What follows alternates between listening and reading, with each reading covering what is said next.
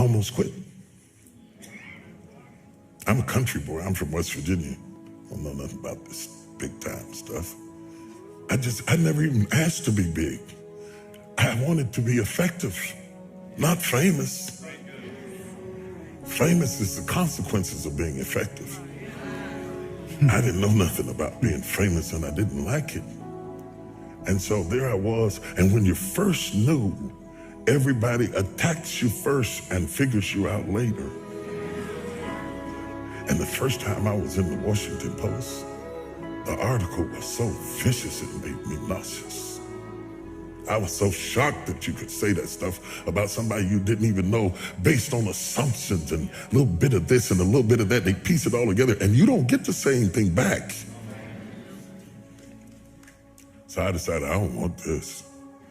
I was preaching for Pastor BishopT.D and nobody knew it because preachers can override their feelings and function. I preached, the place was on fire, but inside I want to quit.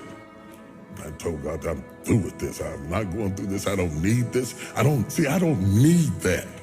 I'm a guy who likes to go get his own chicken wings. I don't have to have all of that stuff to be happy. So I thought, I'm not doing this no more. I'm not doing it. I'm not doing this. I'm not doing this because I don't need this and I didn't ask for this.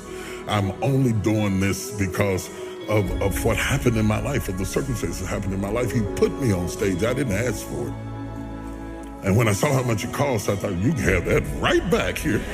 You have that right back up in here. I don't need it. So I was mad inside and I was hurt. And I stayed up in the fellowship with the pastors because I didn't want to go back to my room and sulk in my own sorrows. And they said, there's a lady downstairs waiting to see you. The service was over and the fellowship was over and the pastor was starting to leave. I was trying to outwait her. I thought she'd give up and leave. And when I finally came down the steps, she was there. And she was just a willowy bit of a woman. And she said, Bishop Jakes, she said, I've been in the hospital.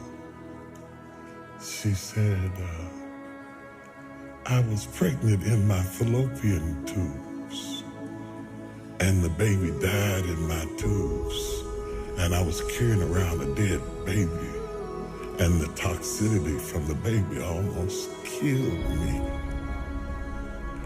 And she said, the only thing that kept me alive was hearing you preach.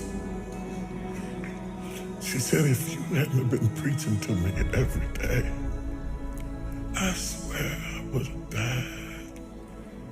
And then she looked at me and she said, it's for us. It's not for them. It's for us. It hit me so hard. I didn't even get her name. I got in the car and cried all the way back to my room because she reminded me why I was there. Last week when I texted you, I was up in Baltimore in D.C. and I was doing a book signing. And this woman came up to the table to buy a sword. She said, you don't remember me, do you? I said, no. She didn't even look like the same person. She's all dressed up and gained weight. She felt like she wanted to say, She said, I met you in the bottom of Donnie Mears church years ago, and I burst into tears. I lost it. I stopped the signing, and I jumped up and hugged her. If it were not for that woman,